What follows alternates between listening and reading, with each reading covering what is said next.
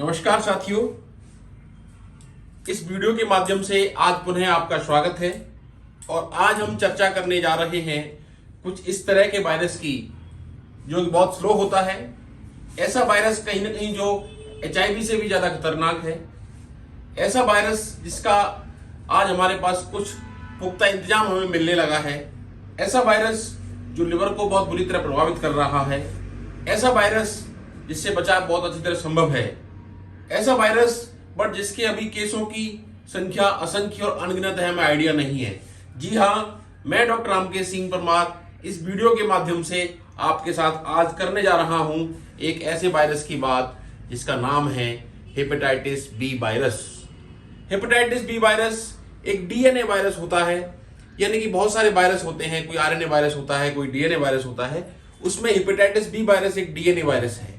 ये hepatotropic virus है। Virus हमारे शरीर के अंदर जब एंट्री करता है तो ये लिवर के अंदर पहुंच जाता है, लिवर की कोशिकाओं को अपना स्थान बनाता है और उन लिवर कोशिकाओं के अंदर ये वायरस रहता है और वहां पर ये लिवर को डैमेज करने लग जाता है।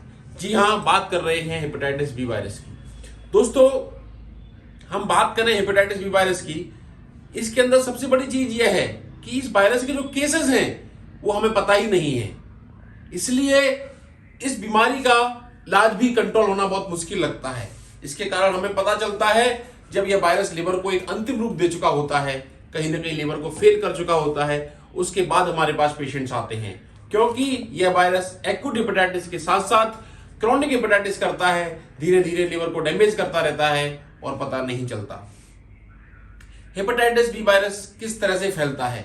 देखिए दोस्तों, सबसे जो रूट ऑफ ट्रांसमिशन है इसके फैलने के कारण है कॉन्टैक्ट। सेक्सुअल कॉन्टैक्ट एक बहुत बड़ा कारण है जिसके कारण से महिलाओं के अंदर पुरुषों में या पुरुषों से महिलाओं में यह वायरस चला जाता है, नंबर 1।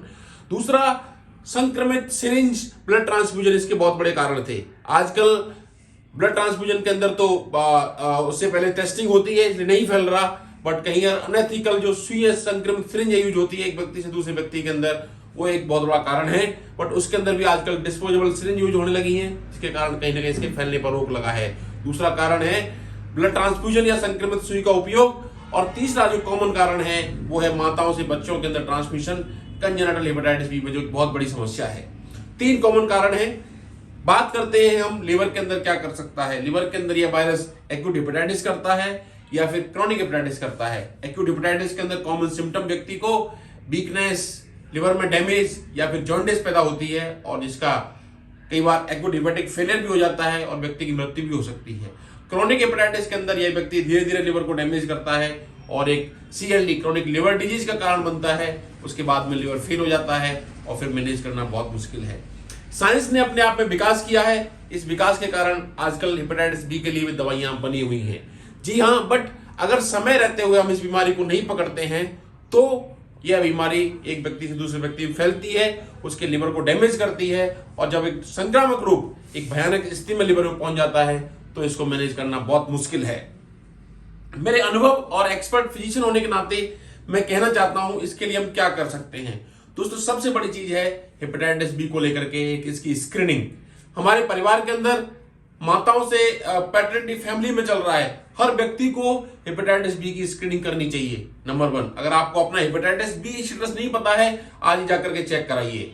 लोग कहते हैं कि शादी से पहले पति पत्नी के बच्चों के गुण और वर्ण बनाए जाते हैं। बिल्कुल ठीक है, कहीं ना कहीं आस्था और सांस्कृतिक चीजों की बात है, गुण मिलाने चाहिए। बट मेरा एक एक्सपर्ट डॉक्टर होने के नाते मैं ये कहना चाहता हूं कि हमें HIV टेस्टिंग भी करानी चाहिए, हेपेटाइटिस बी टेस्टिंग भी करानी चाहिए। हेपेटाइटिस बी अगर कहीं भी पॉजिटिव है किसी भी मेल या फीमेल के अंदर, तो वह एक व्यक्ति से दूसरे व्यक्ति में फैल सकता है। इसके लिए फिर हम प्रोटेक्शन मेजर यूज कर इन बीमारियों से बच सकते हैं। तो हेपेटाइटिस बी का स्टेटस हमें जरूर पता होना चाहिए। जो व्यक्ति इस वीडियो को सुन रहे हैं वो अपना हेपेटाइटिस बी स्टेटस जरूर जाने। अगर आपके हेपेटाइटिस बी पॉजिटिव आता है तो हम क्या कर सकते हैं? सबसे बड़ी चीज ये है, हेपेटाइटिस बी पॉजिटिव है तो वो किस तरह का पॉजिटिव है, क्रॉनिक हेपेटाइटिस के अंदर उसका स्टेटस क्या है, लिवर के अंदर कितना डैमेज है, उसको देख करके अगर हम समय रहते हुए इसका इलाज स्टार्ट करते हैं तो इसके अंदर वायरल लोड को सप्रेस कर सकते हैं। आजकल दवाएं बहुत अच्छी है, इसके कारण कीटाणु को हम खत्म कर सकते हैं और हम अपने लिवर को डैमेज होने से बचा सकते हैं।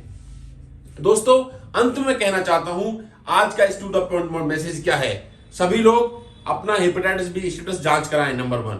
ऐसे लोग जो हेल्थ केयर वर्कर ग्रुप में काम कर रहे हैं, चिकित्सक साथी हैं, नर्सिंग स्टाफ है, पैरामेडिकल स्टाफ है, लैब टेक्नीशियन, जो भी स्वास्थ्य समस्याओं से जुड़े हुए लोग हैं, उनको अपने वैक्सीनेशन के लिए प्लानिंग करनी चाहिए और वैक्सीन लगानी चाहिए। भारत सरकार और राज्य सरकारों द्वारा आज बच्चों के अंदर हेपेटाइटिस बी के वैक्सीनेशन को अनिवार्य कर दिया गया है, जो एक बहुत अच्छी बात है और हेपेटाइटिस के कंट्रोल करने की दिशा में एक बहुत बड़ा कदम है। इसके साथ साथ ऐसे लोग जिनके अंदर परिवार में हेपेटाइटिस बी है, उसके ट्रांसमिशन को हमें रोकना होगा। इसके लिए बहुत सारे तरीके हैं। अगर किसी मेंबर के अंदर है तो सेफ सेक्स का उपयोग करें, संक्रमण सुई का उपयोग नहीं करें, और इसके साथ साथ अगर माताओं को हेपेटाइटिस बी है तो उसके अंदर जो दवाएं दी जाती हैं बच्चे को ट्रांसमिट होने के लिए, उसका उपयोग करें। इस तरह की चीजों के माध्यम से हम इस बीमारी के एक बहुत बड़े बर्डन से, यानी कि लिवर फैले होने का एक बहुत बड़ा जो कारण है हेपेटाइटिस बी, उससे बच सकते हैं, अपने आप को स्वस्थ रख सकते हैं। इसलिए हमें वैक्सीनेशन पर ध्यान देना होगा, अपना हेपेटाइटिस बी स्टेटस जानना होगा, और अगर आपके पॉजिटिव आता है तो पॉजिटिव के बाद अगर आपको ट्रीटमेंट की जरूरत है जो कि एक्सपर्ट चिकित्सक द्वारा दी जाती है, उसको लेते हुए अपने आप को इस बीमारी को कंट्रोल करना होगा, लिवर को डैमेज होने से बचाना होगा और बीमारी को एक व्यक्ति से दूसरे व्यक्ति में नहीं फैलने देना होगा। साथ ही ऐसी माताएं जिनको हेपेटाइटिस बी है, उनके बच्चों को भी हमें इन्फेक्टेड नहीं होना होगा। यही हमारा मिशन होना चाहिए। धन्यवाद। आपका doctor Ramkesh Singh Parmar, consultant medicine specialist, Jaipur. जय हिंद। नमस्कार।